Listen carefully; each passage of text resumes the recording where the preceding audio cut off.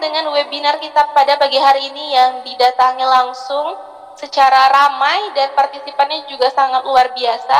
Berarti semangat pendidikan dan semangat belajar dari teman-teman, dari pelajar, dari mahasiswa Kampar itu gak surut walaupun masa pandemi seperti ini. Nanti kita juga akan ngobrol-ngobrol lebih lanjut dengan narasumber kita yang luar biasa. Nanti ada Bapak kita dari Kepala Dinas Kadispora dan juga ada Kak Shirley. Nanti juga akan dipandu langsung oleh moderator yang sangat luar biasa seperti itu. Baik, saya ingin mengucapkan yang terhormat kepada ayahanda kita, Bapak Catur Sugeng Susanto SHMH, selaku Bupati dari Kabupaten Kampar.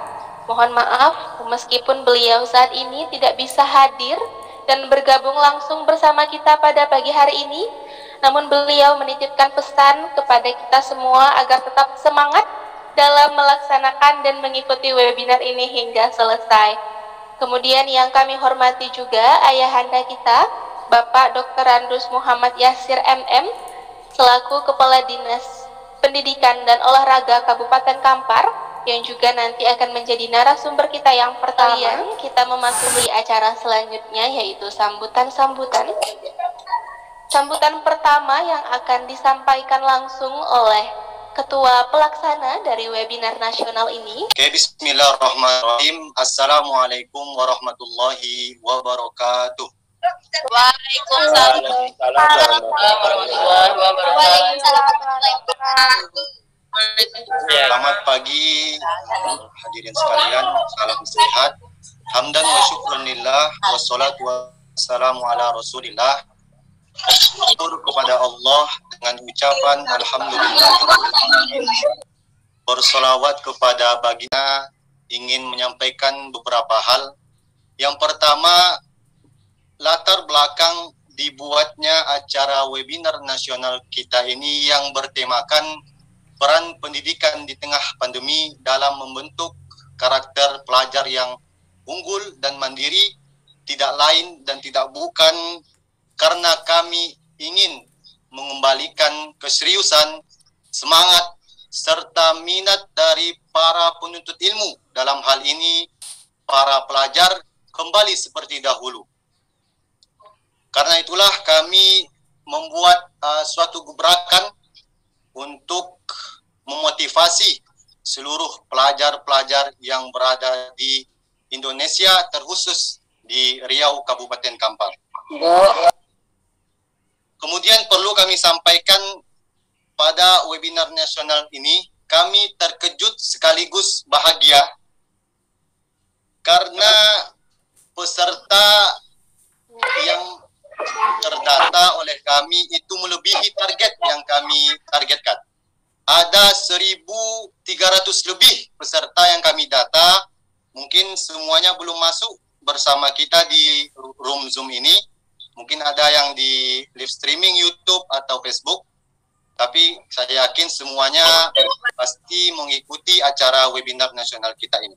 Sampaikan satu perkataan bijak yang sering saya dengar, apa yang kamu lihat, apa yang kamu dengar, dan apa yang kamu rasakan, itu semua adalah pendidikan. Wabillahi taufiq wal hidayah. Wassalamualaikum warahmatullahi wabarakatuh. Waalaikumsalam warahmatullahi wabarakatuh. Yang kami hormati para unit pelayanan teknis sekolah C Kabupaten Kampar yang telah kami sampaikan untuk ikut mengikuti webinar yang diprakarsa oleh mahasiswa kita Jogja. Alhamdulillah, ini merupakan peserta yang luar biasa selama kita melakukan webinar.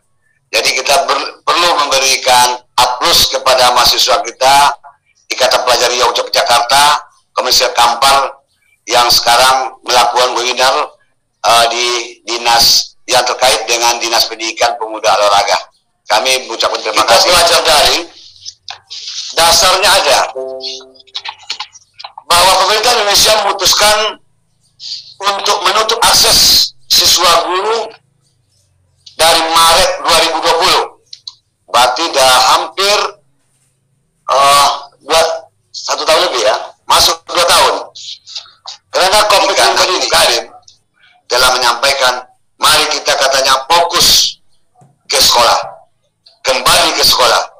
Nah itu yang perlu dipersiapkan oleh guru TK, SD, SMP dalam hal itu. Nah pembelajaran tatap muka terbatas ini kita lihat konsep yang benar dari PTM terbatas adalah mengatur jumlah peserta didik dan dilakukan di setiap kelas. Kalau kelas itu ada dia 30, dijadikan kemarin 15. Agar kalau anjuran dari kementerian 1,5 meter, kita kemarin mungkin 0,5 meter atau 1 meter. Yang penting dia memakai 5M tadi. Pengaturan juga dilakukan pada meja dan kursi belajar telah dilakukan. Selanjut, PTM terbatas yang benar adalah anak tidak perlu mengikuti pelajaran penuh dalam sehari. Nah, jumlah pelajaran dikurangi, kebutuhan di sekolah masing-masing, jamnya dikurangi. Hukum dan Bisnis Swinburne University Melbourne, Australia. Bachelor of Social Science Hubungan Internasional Universitas Paramadina, Jakarta, dengan organisasi Gerakan Mari Berbagi dan Dewan Kerja Nasional Pramuka. Kakak kita ini punya banyak sekali prestasi nih, Bapak Ibu, teman-teman yang dapat Anda semua baca di layar kaca. Jadi langsung saja ya, karena kita sudah tidak sabar untuk menyapa Kak Shirley. Halo Kak Shirley, mungkin bisa mendengarkan suara saya ya. Halo Kak Shirley. Halo, Assalamualaikum warahmatullahi wabarakatuh. Waalaikumsalam Bapak Kak Ibu Shirley. semua, teman-teman. Dan nilai yang kita dapat di kelas, teman-teman. Yang ketika kita selesai menjawab soal, terus kita dapat nilai dari Bapak Ibu guru. Mungkin ada yang di sini sudah kuliah dari dosen-dosennya. Karena ternyata itu tidak membentuk karakter. Nggak cukup hanya sekedar nilai di dalam kelas, cari ilmu, cari pengalaman di luar sana. Ikuti program-program skill development, ambil bagian, ambil tanggung jawab di lingkungan. Di lingkungan kita misalnya ada, kita belum kegiatan hal-hal besar yang akan menyita waktu, tenaga, pikiran kita. Waktu anak muda masih sangat luang, teman-teman.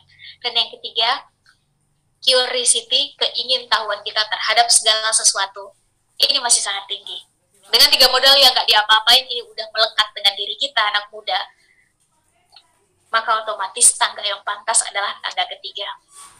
Lihat ke depan, ayo dari sudut pandang Shirley, ini waktu yang paling tepat bagi kita anak muda untuk segera bertanya ke diri kita sendiri. Kira-kira selama ini kita adalah manusia yang produktif atau manusia yang sibuk ya? Dan ternyata menjadi manusia yang produktif, ada 4 pertanyaan yang harus kita jawab. Pertanyaan pertama adalah, siapa kita di masa depan? Teman-teman, cita-cita teman-teman adalah apa? Target teman-teman ketika lulus nanti seperti apa? Punya karya dalam bidang apa? Ingin melanjutkan kemana? Dengan uang orang tua atau dengan beasiswa? Mulai pertanyakan, karena siapa duluan yang bersiap, dia duluan yang akan dapat kesempatan. Menjawab pertanyaan siapa kita di masa depan, 5 menit lagi juga masa depan, teman-teman. 10 menit lagi juga masa depan. Saat teman-teman lulus nanti juga masa depan. 5-10 tahun ke depan juga masa depan.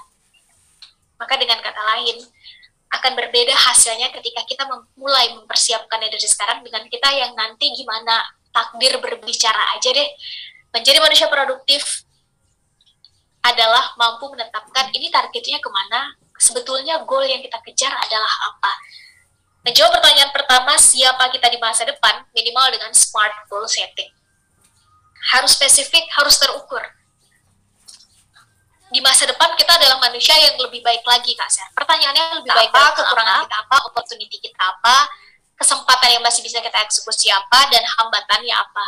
Karena ketika kita udah tahu kelebihan kita apa, jauh lebih gampang bagi kita untuk segera fokus. Kita nggak mungkin mengukur kemampuan ikan dari cara dia manjat pohon, nggak mungkin. Ukur kemampuan ikan ya dari kecepatan dia berenang. Kita nggak mungkin mengukur kemampuan pilot dari cara dia mengemudikan kereta api. Ukur kemampuan pilot ya dari cara dia mengemudikan pesawat. Dan teman-teman jangan mau dijustifikasi dan direnggut rasa percaya diri teman-teman hanya karena nilai yang mungkin potensi teman-teman bukan di situ. Untuk itu, ayo kita pastikan kita adalah orang yang percaya dulu bahwa potensi saya adalah dalam bidang A dan punya keinginan untuk terus mengembangkan potensi itu. Karena kalau bukan kita yang percaya pada diri kita dan potensi kita, otomatis lingkungan juga nggak akan percaya. Kalau bukan kita yang percaya pada cita-cita kita, maka bagaimana mungkin kita bisa meyakinkan lingkungan kita bahwa cita-cita kita tidak terlalu tinggi untuk kita kejar dengan effort yang mungkin harus kita tambah lagi. Bukan guru-guru kita, bukan dosen-dosen kita kalau yang sudah berkuliah, bukan kakak kita, bukan paman kita, bukan sahabat kita, teman-teman. Kita adalah orang yang paling bertanggung jawab untuk masa depan kita. Untuk itu, karena masa depan dan perubahan itu didesain, pastikan kita yang mendesain masa depan kita. Kalau enggak, jangan salahkan ketika ada orang-orang di sekitar kita yang mendesainkan masa depan kita. Mungkin itu yang bisa saya sampaikan. Kurang lebihnya mohon dimaafkan. Yang baik diambil, yang tidak baik ditinggalkan saya bersama Sherly. Untuk itu saya diserahkan dulu kembali ke moderator. Silakan. Baik, terima kasih banyak Kak Sherly. Tadi banyak banget. Berkata yang baik, ini untuk apa kita cerdas, tapi kita tidak memiliki etika? Untuk apa kita sarjana, tapi kita tidak bermoral? Jadi, pendidikan, kalau zaman saya dulu sebagai guru inti dan instruktur, ada kita mengenal intek dan intak.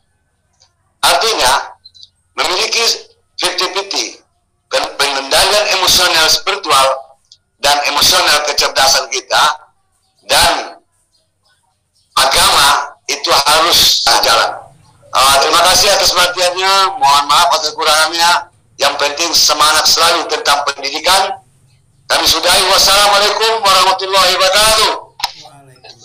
Waalaikumsalam. Yang offline jadi online, dari online mulai lagi jadi offline, dan proses untuk beradaptasi ini yang menurut saya hanya ada dan baru ada dari generasi sebelum-sebelumnya. Generasi orang tua kita ini adanya di zaman teman-teman. Untuk itu izinkan saya sampaikan selamat pada teman-teman, karena teman-teman adalah otomatis adalah generasi yang terpilih untuk melewati tantangan ini. Kalau orang bijak bilang melaut ulung itu hanya keluar dari tarpaan ombak yang besar, maka nggak ada alasan bagi kita, khususnya teman-teman, untuk tidak keluar sebagai pemenang, karena teman-teman justru adalah yang terpilih. Izinkan saya mengawali dari sudut pandang muda, teman-teman. Mengawali diskusi kita kali ini. Teman-teman, saat kita bicara muda, kita bukan lagi bicara tentang umur, kita bukan bicara tentang usia, bukan lagi tentang kita sudah berapa lama dikasih kesempatan oleh Yang Maha Kuasa untuk hidup dan menghirup udara. Saat kita bicara tentang muda, ini bicara kita pengen terus menyalahkan keadaan atau melihat apa kira-kira yang bisa kita lakukan. Teman-teman, saat bicara tentang muda, otomatis kita bicara tentang masa depan. Anak muda nggak bisa menawarkan. Pemuda hari ini adalah pemimpin di masa depan. Teman-teman, jangan mau kita balikkan kalimat yang menurut Sherly dalam indah tadi, menjadi pemuda hari ini adalah pecundang di masa depan. Karena kita nggak nyiapin persiapan apa-apa dari sekarang.